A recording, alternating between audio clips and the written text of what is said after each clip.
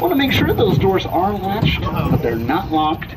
So please do not sit or lean on them, since they are not going to be able to support the extra weight. Now, while we are moving, please remain seated, and please keep your arms, legs, and any loose items inside the vehicle at all times. But if at any point during the tour there is a medical emergency, you can press and hold that yellow strip above your heads to call me up here in the front of the vehicle, except for those of you up in the front cab with me, you'll just get my attention through my back window. And lastly, while we're out here, we do want to make sure that we keep our voices and other noises to a minimum, so we can try to get the best views possible while we're out here, and also not startle any of our incredible wildlife.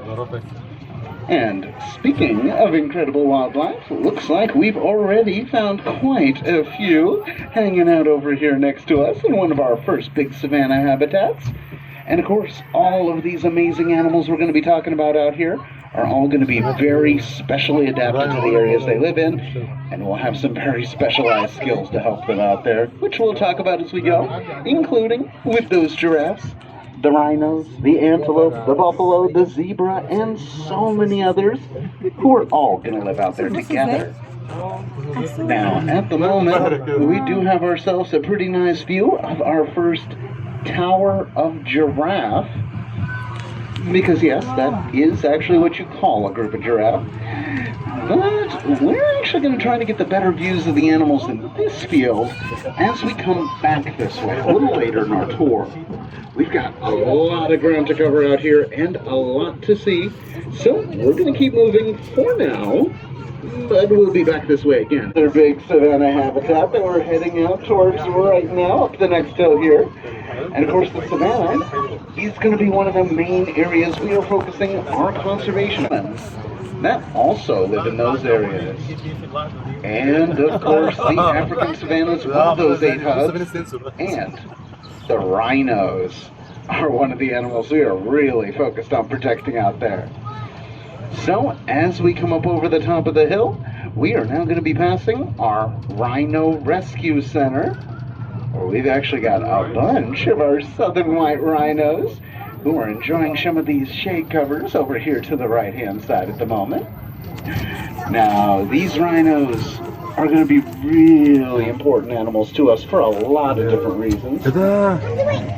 All right, we do need to keep our voices down, please. I will ask one more time, we do need to keep our voices down. If we get too loud, we are going to disturb our animals, and we are going to have to drive by. All right. Now, as I was saying, with these rhinos, they're going to be really important animals for us for a lot of different reasons. Not just because they are absolutely incredible animals, but also because the southern white rhinos that live out here are going to be our best help for their close cousin, the northern white rhino. Can everybody hold up a peace sign for me really quick? Living in this big open field out here are going to be very used to life on the wide open grassland from the savanna, and also used to usually staying together in very big groups out there when possible.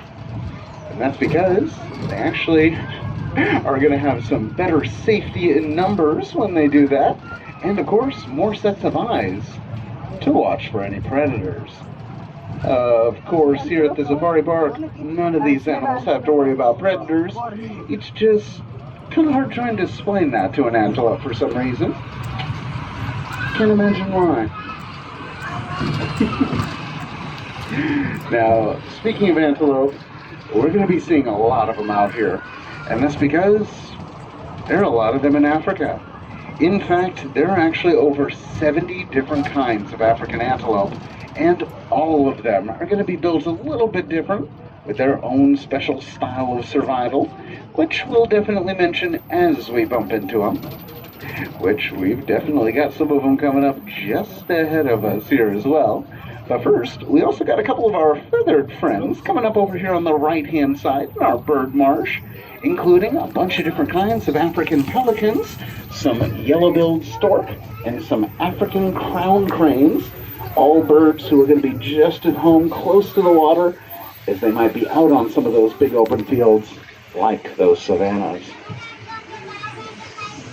And speaking of living out on the savanna, We've also got the biggest of our antelope coming up over here on the left-hand side, who will be very much at home out there, with the Patterson's eland. Now, these eland can actually get up to about 2,000 pounds at their full size, so they're going to be an animal that really isn't going to be messed with much, except for maybe by the lions. But if we have any animal out here that's really not going to be messed with by predators, it's that other big group up on the hillside by some more of those eland with the Cape buffalo. Now, while the buffalo are actually a pretty similar size to those eland, they're actually going to be an animal that would fight back against anything that messes with them, including the lions, which they will especially do when they protect their young ones, who they keep tightly wrapped in their big groups. And those buffalo are really good at what they do. In fact, they're actually considered the second deadliest animal in Africa behind the hippo. So they're going to be doing a really great job keeping their little ones safe. And we're going to do everything we can to make sure they feel nice and comfortable too. Now we have two other different kinds of antelope hanging out over here as well. Some Ellipson waterbuck, the brown fuzzy ones with the big white circle around their rear end, and some sable antelope, the dark chocolate brown ones with the long curved horns. Now, for the waterbuck, they're usually going to be hanging out very close to the water, partially because they're actually incredible swimmers. So, if they end up getting into any trouble, they're usually going to go running straight for the water to outswim anything that might be after them. As for the sable, though, they're going to be a group that's more set up for intimidation. Not just having those giant horns that they can protect themselves with, but also some of those extra markings around their face and body, which are kind of like a war paint for them, to really let the others out there know that they'd be very good at defending themselves, and they'll definitely fight back if they need to. Now, we've definitely already been talking about a lot of incredible animals out here, and actually, thanks to them, we've already covered a lot of the big survival strategies for living out here too. In fact, there are going to be 5 different skills that are probably the most common out here, with size, intimidation, and those huge groups used for safety, being 3 of them already. And we'll be adding the other 2 as we go here as well. But there are definitely some others with their own special style, or who are just really good at some of the tricks we've already mentioned, including some more of those giraffe just ahead of us here.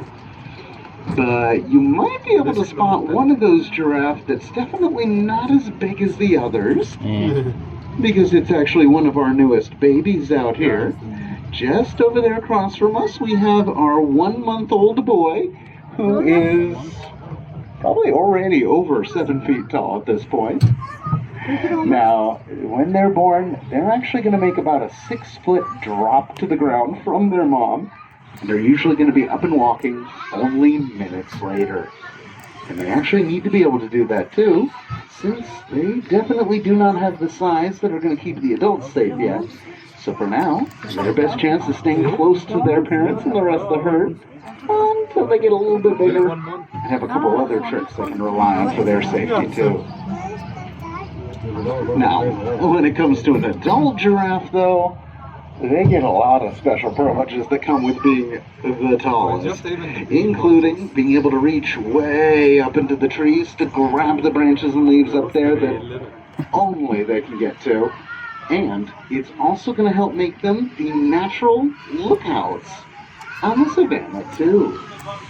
And that's because they actually have an amazing set of eyes to go with that height, letting them spot movement and predators up to 2 miles away out there. So, a lot of the others are going to keep a very close eye on those giraffe. And if any of them see something and start running, just about everybody else out there is probably going to run too. Looks like we got a really good look at our big male here, and of course the father of that baby over there as well. who is definitely going to stand out with that much darker color that he has than the rest of the group.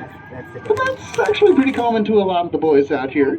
Usually, the more testosterone they have, the darker they're going to be, which will not only make them stand out a little more to predators, it also makes them a little bit more attractive to the females as well. And that's actually because that's kind of their way of showing off that even though they stick out like a sore thumb, they're not being eaten or messed with. So whatever they're doing is obviously working. They probably make a pretty good partner for anyone interested.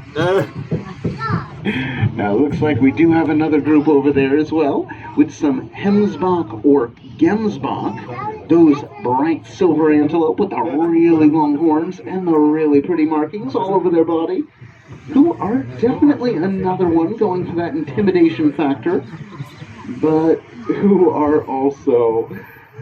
yeah, they're definitely going for that full body war paint, but I do think they are one of the most handsome out here as well, even if that isn't quite what they were going for.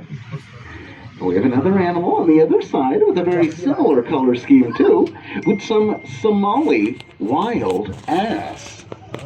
Now, they may look quite a bit like donkeys or zebras, because they are pretty closely related to both of those animals, but these wild ass are actually one of the most endangered animals in our park right now, because the area they live in is very heavily threatened. Hoping that if that part of Africa can get a little bit safer, and hopefully we can start trying to move some back out to where they'd normally be living. Now, we've certainly been talking about a lot of incredible art, but as we head up this next hill, we're going to switch into the forests and wetlands of Central Africa. And life out here is definitely going to be a bit different, since they're not going to have the same space for the big groups in the forest. So instead, blending in and hiding are often going to be the most important skills for living out here. And pretty much every animal we're going to see out here is going to be using it. Except for those rhinos down there. Because, well, they really don't need to hide, as they're the biggest animals out there. In fact, only the elephants are going to be bigger than those rhinos, with them getting up to 4,000 to 6,000 pounds on average. So they're definitely an animal with no natural predators they need to worry about. Looks like we got a couple others in view at the moment too, including some Ugandan cob, the bright orange antelope hanging out over on the opposite side of the valley, some wildebeest hanging out down there towards the middle that I'll try to get a better view of as we circle the other side in just a little bit. One of our male Grevy zebra standing on the hillside across from us, and also up on top of the hills here, some roan antelope. Those big orangish ones with a curved set of horns, similar to those sable we saw a bit ago. Whew. Now, with all these animals we're seeing here, they're actually helping show off two very different kinds of camouflage. And I'll mention the kind for the zebra and the wildebeest in a moment here. But as for the other two, they're helping show off that orangish color is actually one of the best ways of hiding in the forest. Which probably doesn't make all that much sense, because orange is really easy for us to see.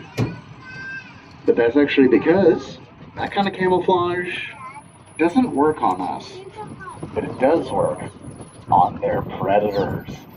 Like the lions, leopards, cheetahs, and hyenas, we're actually all going to be seeing in black and white, or shades of gray. So to them, red and orange are actually going to look very similar to the green of the forest around them. Now, of course, the forest really is going to be a great place to be talking about camouflage, but it really is one of those skills that almost every animal is going to use in one way or another. And actually, our other two groups out here are using a very different kind of camouflage.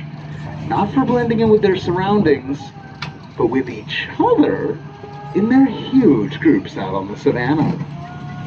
Now, of course, that's definitely going to be the easiest to explain when it comes to the zebra, since they have those very obvious and very iconic stripes to work with. But that kind of thing's going to work on the wildebeest as well, hanging out down there in the valley, who do have their own set of stripes, though a little more faint along their side there.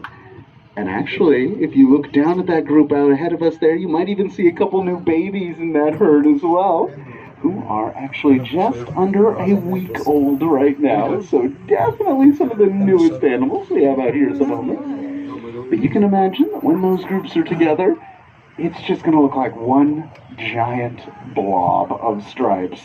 Something that most predators would probably think twice about messing with, unless they could find some who split off on their own.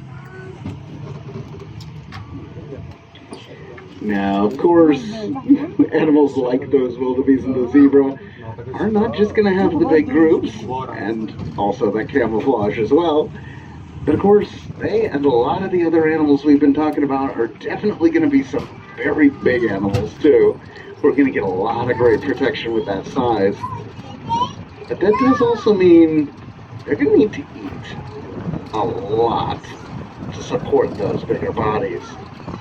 So they're going to have to spend a lot of their day roaming around, trying to find enough food for not just themselves, not just everybody else in their big groups, but maybe even needing a bit of competition if there isn't quite enough food and water to go around for everyone. They're also going to need to deal with the people living out there too. And unfortunately for a lot of these animals, including the Grevy zebra, who are another one of the endangered species living out here, they're going to be facing habitat loss. It's one of the biggest struggles they're dealing with. So, we've been working hard with groups like the Grevy Zebra Trust to try to make sure that not just they, but everybody else is going to be living out there with them.